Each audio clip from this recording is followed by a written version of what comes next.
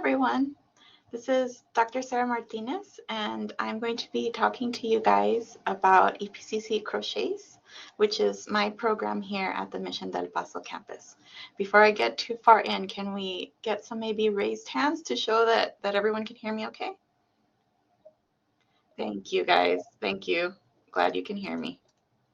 All right, go ahead and lower the hands. Thanks, guys.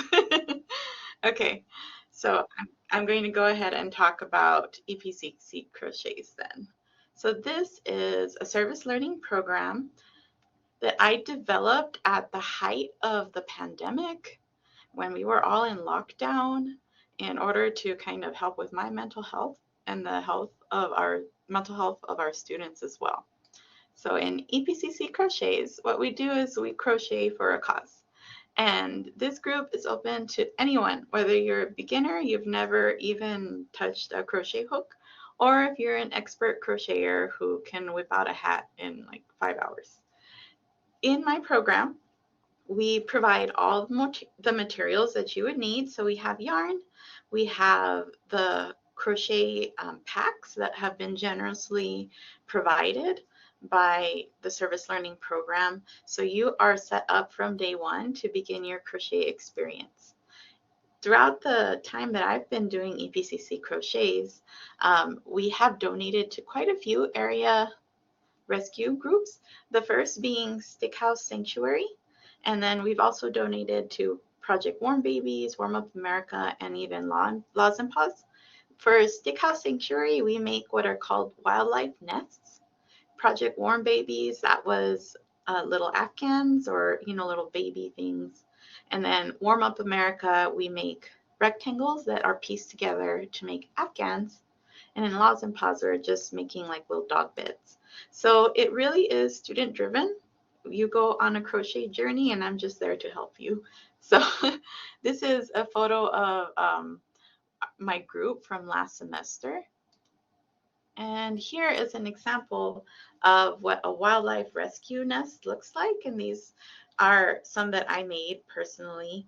And these are kind of difficult to crochet, but they go to groups that have the rescue focus be wildlife animals. So things like squirrels or, little birds.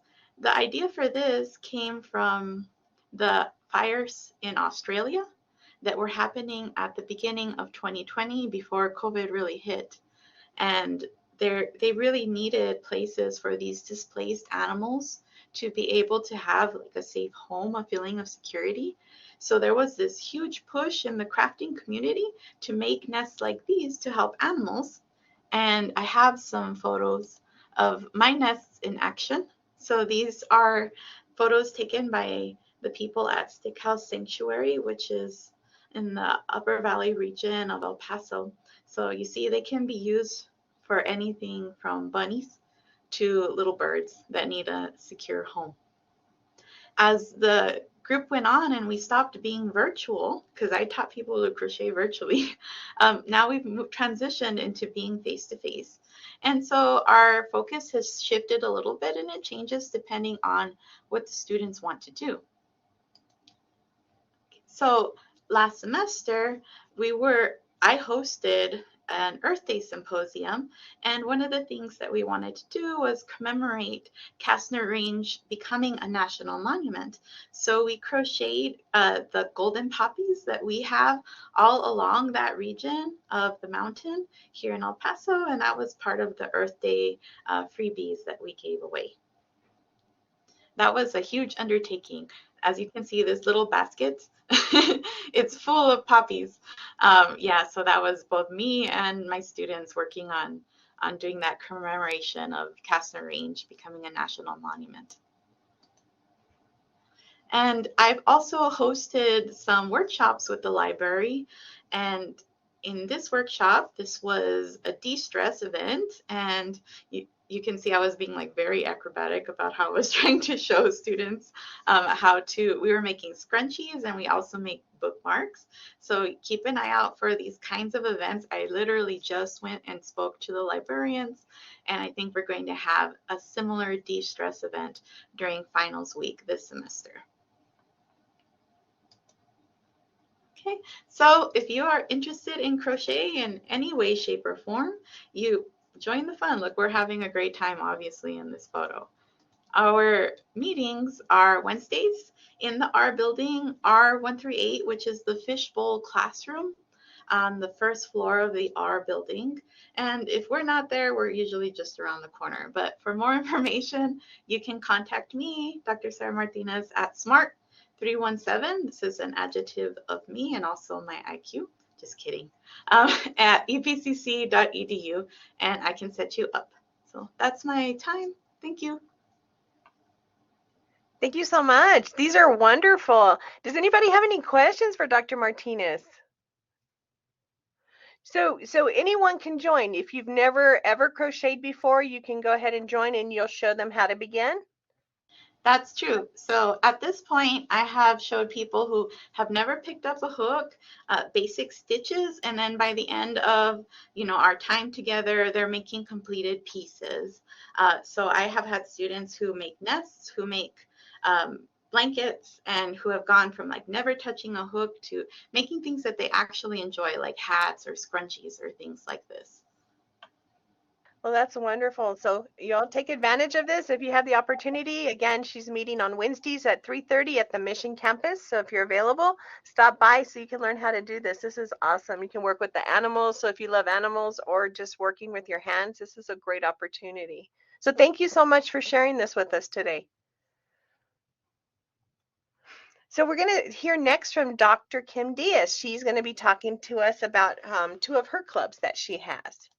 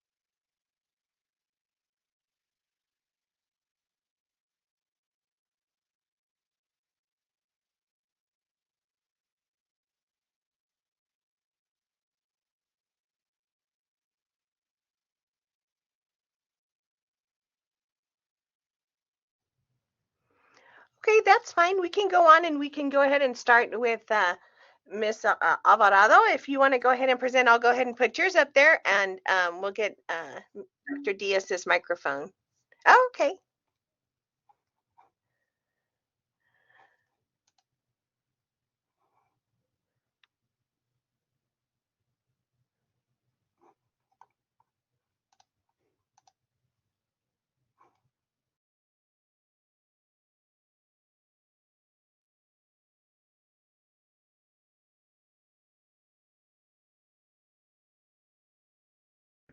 Oh, okay. Well, hello everyone. I'm sure as you can go ahead and hear me, hopefully as well. I guess we like how Dr. Martinez had done. If you could, there we go. If you could just or someone, yeah, there we go. Thank you. And so that way I can proceed. So with the speech communication club, and I am Laura Alvarado, and I am speech communication faculty here at the college. I teach the speech communication courses at Mission Del Paso as well, but my club welcomes any majors, any students from any campus. We go to different campuses. We hold our meetings in different campuses. I always allow like a virtual connection, so wherever you're at, you can go ahead and join. So I just we welcome all students. I just want to note that before I start. So then with as and going into it, the first slide that I have there is a flyer, and in the flyer it just has the communication club. What it is developing those communication skills that you need in any career that you take on. And so we do interview workshops, resume workshops, we do community service, We get engaged, we get involved in the community, and so all this looks really good in a resume, right? And especially if you take on those leadership positions, we have you can be any member, right, or and a member of the club, but we have president, vice president, we have treasurer, we have secretary, and when you transition or you transfer to a four-year university or whatever your plans are, or you finish a certification or training, they look for that well-rounded student, right? So you have good grades or you have a good GPA or whatnot, but what else is it? And so we look for that, and it looks really good in resume. And I know that as I think all of us here, being involved in extracurricular in college, really also is an asset. It helps students grow and succeed in college. But okay, so then here the club is we this is a little bit of what we do. We have annual events. We have you also network, build those contacts and that you'll need in your careers. And so then that's also a little bit about what we do here in the flyer. It's myself. I'm the main advisor, and I have a co-advisor who's also Wade Cornelius. He is a speech communication faculty out at Northwest. So we really do take students from everywhere. And so we work together and we welcome all majors. And so you could reach any of us at these numbers or email as well. And going on a little bit more after that, just a little bit more information and some pictures to the club as well. We have our president, Dylan Estrada Vasquez, and our vice president, Denise Fernandez. And also we do events. Last year in the spring, we had a guest speaker, Dr. Tim Roth. He teaches finance at UTEP, and he came in to talk about the impact of fake news and misinformation and all those issues that are current and relevant in communication and that impact anyone. And we held the event at Northwest, and we had the full auditorium, and we just had a lot of fun, and it was a great experience. So we have these different type of events. Then this semester we're working on December 1st, which is a Friday, in Valle Verde in the Fluxatorium, in the new building, AST. We're going to have like a resume clinic, and so we're going to have students bring in resume cover letters, and we're going to give feedback on that. And then we're also going to have like tables around in the auditorium, and we're going to have like financial aid there, a clubs table. We're going to have a scholarship table. So, as you visit these tables, this is what I can put in my resume, right? And so we're going to have, recruiters, faculty. We're going to have different offices there. So we're excited about that. We're with my club members and with the leadership, we're really working toward that. And so then that looks, and the students are excited. I'm excited. We do this because we are passionate about it. I think we like to do this. We like to interact and help our students. We provide it for the students. So we want to see you as students excel. And so then it's exciting this, and so we're getting ready to have this event on. It's a Friday. We're gonna have students that are walking by. We're going to have our classes. We teach the speech 1321. It's business communications, and so we're gonna take our students, and so it's it really helps. I think as sponsors, it really helps to see our students grow. And so it's wonderful to see that process. But okay, as I can go on about that. And then in the spring, we're looking to have like an interview workshop as well. So we'll have like participants or students go dressed in their attire, and they'll do mock interviews with like recruiters and faculty. And so then you're ready for, you'll have your resume and your interview for when you want to do that interview that really matters in your career, a job that you really want. And we know any job you can get transferable skills, right? So you always grow in any job, but you have jobs that will pertain to your major. And so we want to help students develop those skills. And in essence, that's what the club does, develop communication skills. Okay, and so we're meeting Tuesdays at 1, maybe a little bit earlier sometimes, 12:30. We alternate between campuses at Mission or Valle Verde or other campuses. And if a student is not from that campus, I have a link where they can join on Teams.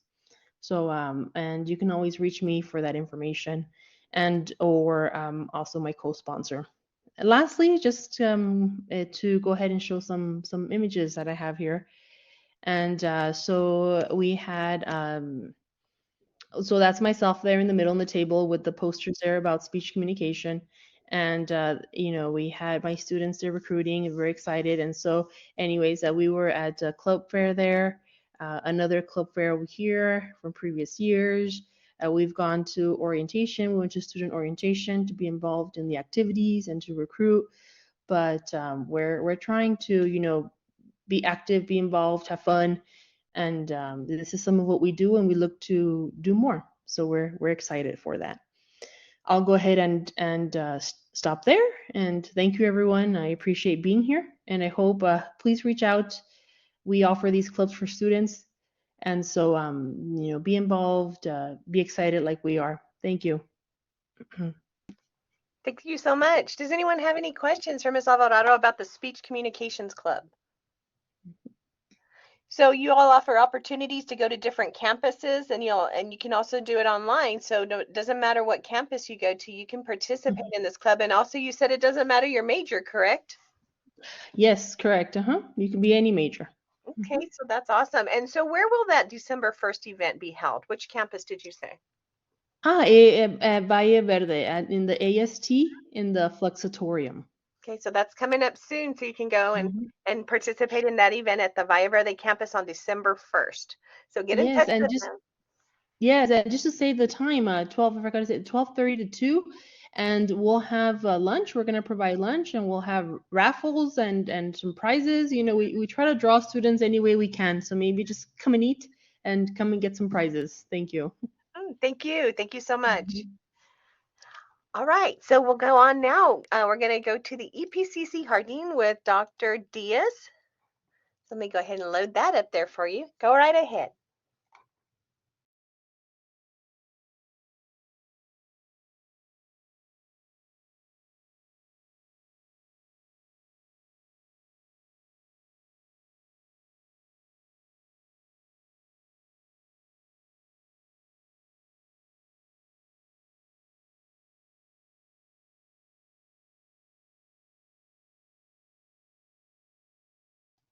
I'm not sure if the mic is still not coming through. This is Dr. Martinez. Dr. Diaz and I co-sponsor this club, so if she is still having audio issues, I can talk about this.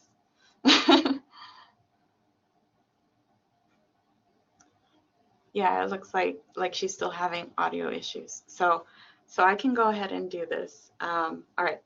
So EPCC Hardin is another service learning program that is co-sponsored by me, Dr. Sarah Martinez, and by Dr. Kim Diaz. Okay.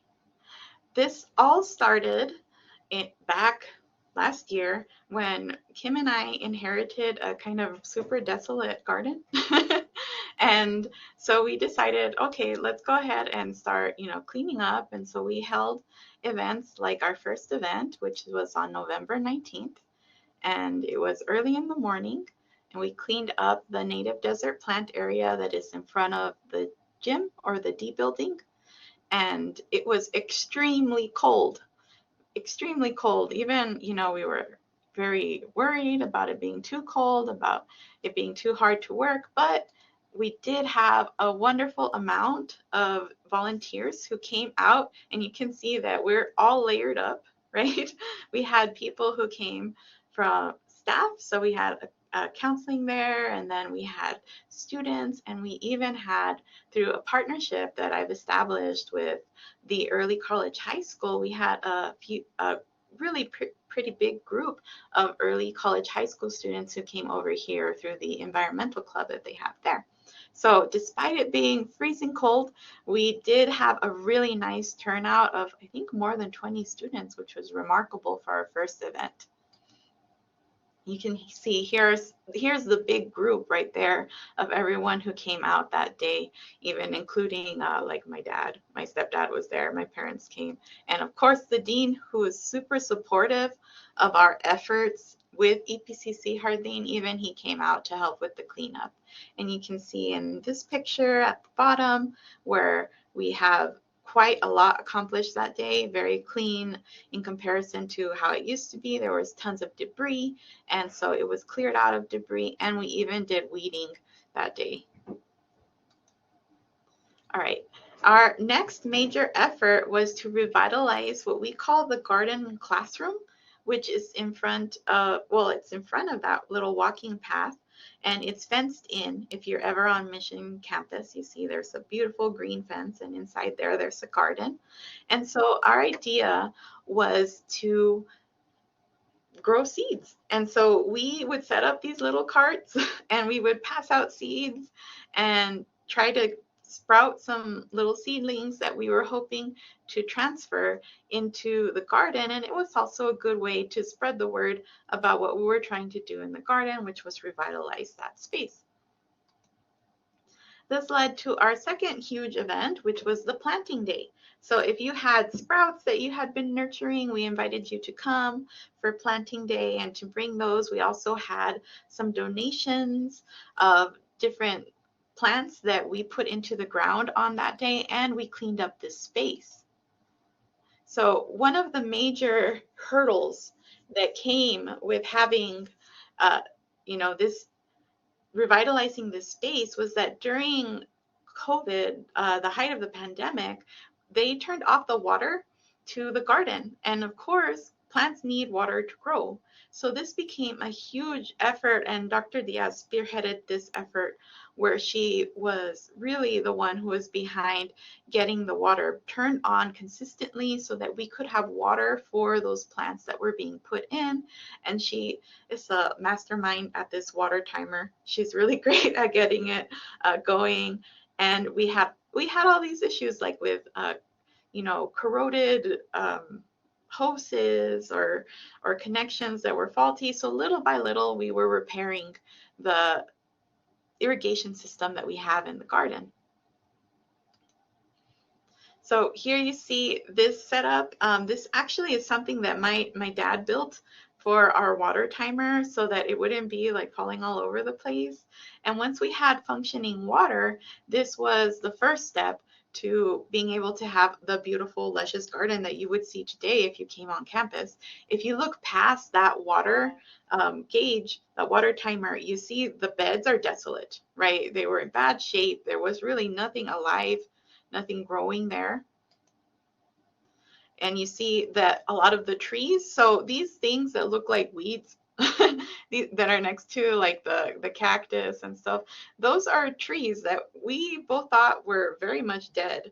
And so, we didn't have a lot of hope, but if you nurture the garden, things grow, right? So one of the main things that we did that day was we had this huge list, and here were our like really great first students that were part of EPCC Jardín in the beginning days. They came consistently. They were all about figuring out the water system. They helped us organize. So they were really wonderful with running that day and helping us throughout the setup of this of the garden. So we're very thankful to them both.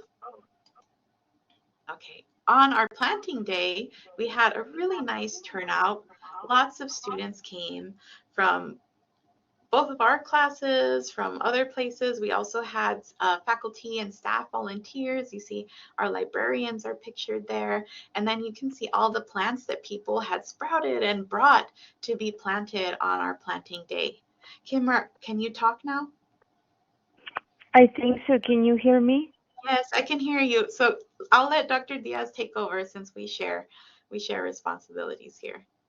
And just chime in. Thank you so much for taking over. Finally my audio works. So hi everybody. My name is Kim Diaz, and just briefly want to thank Dr. Martinez for coming through when my audio failed, and also the Tejano virtual events for having us, and thank you for being here. So yeah, this is when we planted. We are growing grapes right there. You can see them at the bottom screen, and we had a very successful, people in the community, students, faculty, staff came, and so I'll ask you for the next slide, please. We have a lot of slides. We're halfway through. So there's more pictures of the garden when we planted it. We planted kale and tomatoes mostly. Next slide, please. more people in action, students in action planting. Next slide, please. Me dancing and students and everybody working. And that's I took pictures there because it was a feat to get the water going. So I got very excited. And you can see the kale and the tomatoes. Go ahead, next slide. And then things starting to grow. This is about a couple of weeks later. You can see that things are growing, including the weeds. Go ahead. Our first tomato. And yeah, things keep growing. Then also, these are our fig trees. And Mr. Martinez very generously donated of his time, and he created structures for us to put nets over them so that the birds won't eat our fruits, so that we get to eat it instead of the birds. And next slide. And this is just some of the stuff that we grew this summer: cucumbers, calabacitas, watermelons, lots of jalapenos. You see tunas there, figs, habaneros. Next slide, please. And so remember, this is a service learning. And with service learning, you get to try as the same with similarly to the clubs, like Miss Erickson Alvarado mentioned. You get to try skills here that you don't learn in the classroom, including approaching businesses for donations, teamwork. Obviously, here you learn about gardening. We are looking for people so any skills that everybody has their own talents, right? And so we can use your talents to help us. We keep learning. We're teachers, but we learn from you too. And so it's a great place for us to work together, make connections. So yeah, so here's groups of students and then the zucchini. So go ahead, next slide. Pulling weeds and watering. The water has had to be shut off multiple times, so we have to rely on each other, right, for teamwork. And the next slide, and people to come through for us. And so we just a picture from the most recent faculty newsletter, and you can see the size of the zucchinis. We make them into zucchini bread, which we spread around, and we give people zucchini bread. And yeah, one of our students holding a clavecita. And the next slide. And then Dr. Martinez, you can tell us about this one. Oh yeah, so this is kind of a little bit of a transformation from our original way that we were showing people how to do seedlings. So after we went through all of those, different variations of trying to get people to grow seedlings, I learned how to make newspaper pots. And so with my partnership with the Mission Early College High School, they invited me to come during Phoenix Bright Night, which was last Friday. And so I set up a table there, and I showed students how to make newspaper pots, and I had soil and seeds and then a few other little goodies there. And that's one of our service learning students, Elizabeth, who came out and helped me that day. And then we also have an upcoming event that we would like to invite everybody. This is open to you, your families, the public. Please spread the word. It will be happening a week from today, Friday, November the 3rd, at 9 at the Mission del Paso campus at the Garden Classroom. And so master gardeners from Texas A&M AgriLife will be showing us how to properly prune our trees to enhance their growth, how not to damage them. And also, since we have fig trees and we have pomegranate trees, when in the case of fruit trees, how to prune them to maximize their yield and how to shape them right so that you can reach the fruit. So this is going to be free, open to the public. I hope you can join us. If you need more information, you'll have our emails right there. And the next slide, please. And yeah, currently our times are Dr. Martinez is there on Mondays at 3:30, and I'm there on Wednesdays at 2:30. Um, Most students need 20 hours if it's during a regular semester, so you can put your service learning credit in your resume. And if you are in a mini-master, an 8-week mini-master, then you need 10 hours. And so we meet there physically at the garden, but there's also administrative type of work that you can help us with, like setting up Excel sheets and contacting potential sponsors. We need a logo. And so, yeah, so there's work to be done. You don't necessarily need to be in the garden. And our hope is to keep growing the garden every year so that our students, their families can come and garden and have a space to grow their own vegetables and for us to give, the vegetables away. And that's what ends up happening. We give it away to the students, the faculty, the staff. So thank you. Anything else, Dr. Martinez, you would like to add? No, I think you summed it up well. We just want people to come out to enjoy the garden. We are very aware that we're situated at kind of a place where it is a little bit of a food desert. So this is a place where you can have vegetables and you can grow vegetables for people who need them. Also, our beautiful fruit trees and everything. These are there for you. This is a community garden. So we're inviting people to come out. Thank you. Thank you so much. Does anyone have questions for either Dr. Diaz or Dr. Martinez? So how long have you been having this garden? You said, did it start during the pandemic or how long have you all been working on this? 1 year.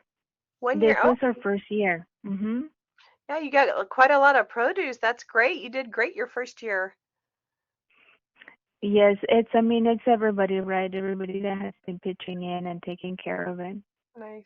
Thank you. So if you all would like to learn more about this, get in touch with either Dr. Diaz or Dr. Martinez, or just go on over there on Mondays at 3:30 or Wednesdays at 2:30 over there at the Mission del Paso in the garden. So we have another club to talk to you about with Dr. Diaz. This one is called Mindfulness. So we'll get that up there for you.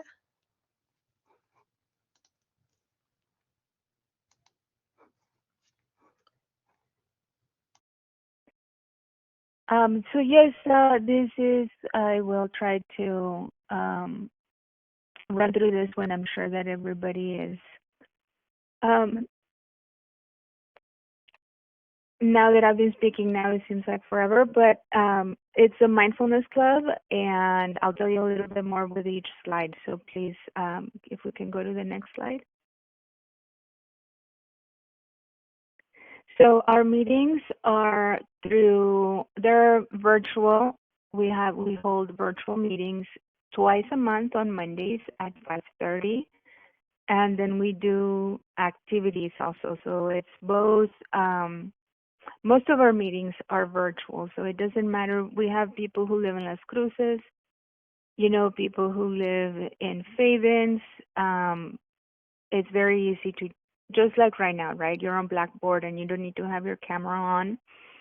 So it's nice you can join from your car if you need to. Next slide, please. Okay, so yeah, so the club is about mindfulness, right? But we do activities, and so we started in the fall of 2018, and so this is just from the Fall Fest. It's just a lot of pictures of the activities that we have done. So next slide, please. Yeah, just more pictures. Next slide, yeah.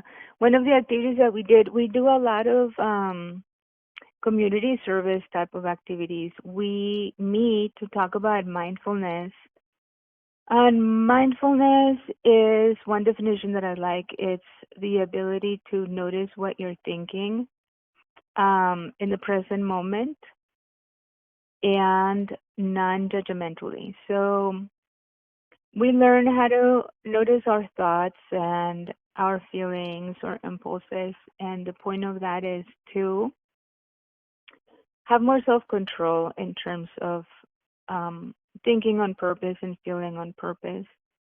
So when we meet, we meditate together, and we sometimes watch videos, movies, read articles, and we encourage each other, right, to practice mindfulness and everything that is related to mindfulness. So Tai Chi, yoga, martial arts, um, different types of meditation.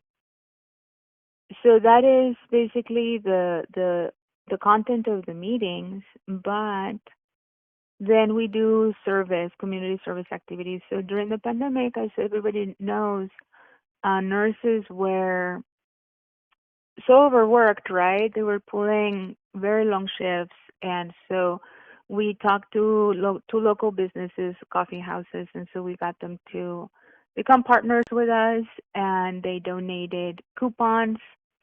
So we donated coupons to our local nurses so that they could go in and get $1 off their coffee or whatever they wanted to get for themselves. Next slide, please. We wrote a grant and we got $5,000 in groceries from donations from Albertsons, and we donated the money, the credit, to the Tejano Food Pantry so that students can go in and grab food if they need it. And that was in 2021. Next slide, please.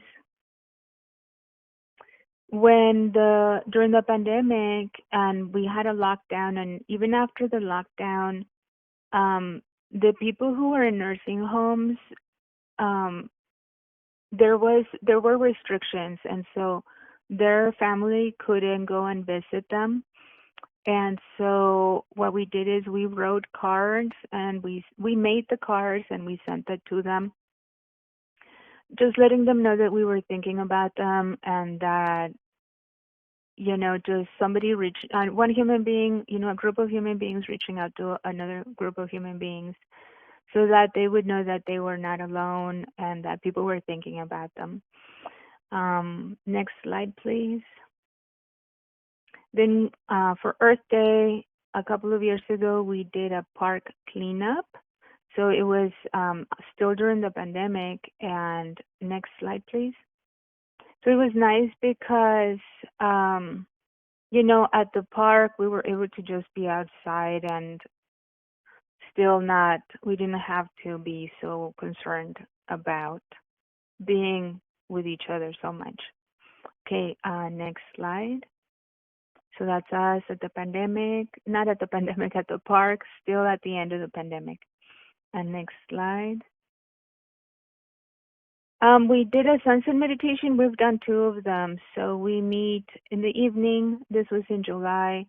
At UTEP in front of the library, and if we can go one more slide, just right during sunset. So there is this nice labyrinth in front of the library, and we teach people how to do a walking meditation, because you can be mindful ideally 24/7, and it doesn't matter what you do. You can be walking and walking mindfully. So we taught mindfulness walking meditation there at this labyrinth. Next slide, please. And just pictures of us after the meditation. Next slide. The group that met there. Next slide. Then we did a blanket and towel and blanket drive when was it? I think this was in May of 2022, and we got a very good turnout. A lot of people donated. And so those towels, next slide, please. We actually donated to Law and Pause. And so Law and Pause is a 501c3 nonprofit. They don't get funding from the city. And so they rely completely on donations. And so we went out there, gave the towels, the blankets. They're an animal shelter. So what they do is when, let's say that the marshals show up at your, not hopefully not at your door, right, but at someone's door, and they're going to, they have a search for, they have an order for searching the house or an arrest warrant to apprehend someone. Sometimes they find not only the person that they went looking for, but cases where the animals are being abused or neglected. And so Detective Acosta is the one that began it. She's the woman leaning over at the front, and in black.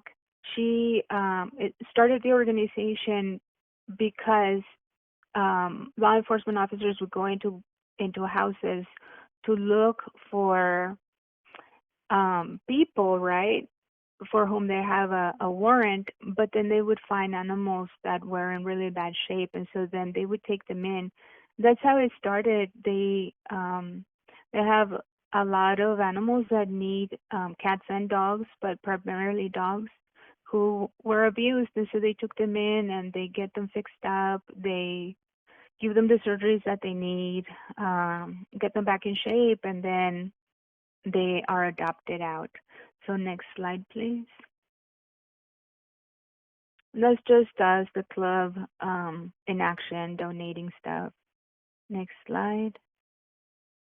And then this is a recruitment fair a couple of years ago. No, it was just this last year, this past spring. It seems like forever, but I dressed up as Dr. Strange. I don't know if you can tell the difference, the similarities there. Just us recruiting. Next slide, please. Saul is the widower of one of our colleagues, and he's disabled, and so he couldn't himself. So right after his wife died, he didn't have the wherewithal to clean up his yard, and the neighbors were calling in to complain about his weeds. So we went out there. Next slide, please. And one Saturday morning, and we just cleaned up his yard. So there's us, the club, just doing community service. So again, we promote a lot of mental health, but we like to be engaged, and we are do-gooders. We like to help others. Next slide, please. So we do meet virtually, but as you can see, every semester we have activities where we come together and spend time helping other people. Next slide. And next slide. And that's us, the people that were there and stayed through to the picture. Next slide. And so then we also, it's mindfulness. So we care a lot about our mental health. Being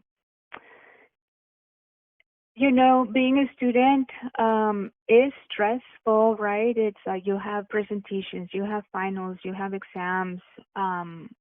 We teach techniques for students to relax, so that because when you're relaxed, you remember stuff better. I'm sure you've had the experience where you study and you know the material, but then when you get up to speak in front of people, we get nervous and we forget our lines, what we prepared for, right? Or during the exam, the anxiety sometimes makes it difficult for us to remember what we studied.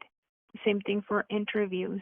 So learning how to breathe and practicing different techniques to stay relaxed allows students to perform better, right? And consequently do better in school. So we were out there recruiting students.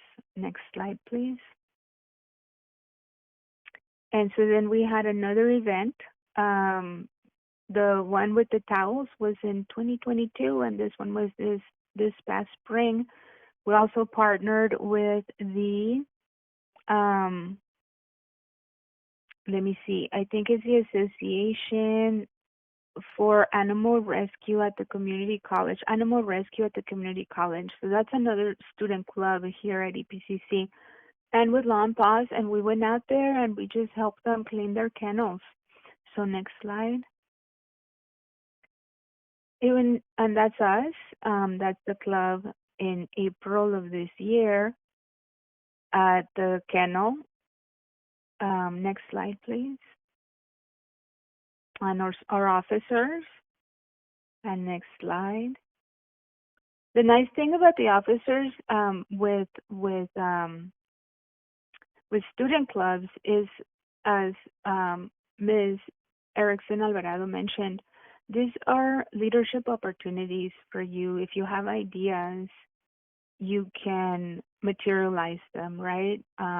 You get to try out your leadership skills. And it looks so good on a resume, right? For you to say, I'm the president of this organization, I'm the secretary, I'm the VP, I'm the treasurer. Because you're learning skills in a safe environment where you can put yourself out there and network, meet people, try out your skills, and it's just a great opportunity for you to become more confident, right, with your leadership skills. And so, yeah, our president decided to try out a fundraiser, and we did, and we ate a lot of pizza. Next slide, please. And that's different people, who came out to support us. So we raised money, and with the money, we bought ourselves T-shirts. Next slide, please. And then, the club is made up of our students. So we're here to support you, and our president graduated. So we had a graduation party. Next slide, please. It was a potluck. And next slide. So it's fun, right? Who doesn't like to eat and get together? Next slide. And then at the recruitment fair this past fall, here we are recruiting students. Next slide. We're sporting our new T-shirts that we got with the money from the fundraiser. Next slide. And then we did another sunset meditation this past September. Next slide. And that's us after the meditation, teaching each other different techniques to meditate. And next slide, wearing our new T-shirts. Another walking meditation. Next slide.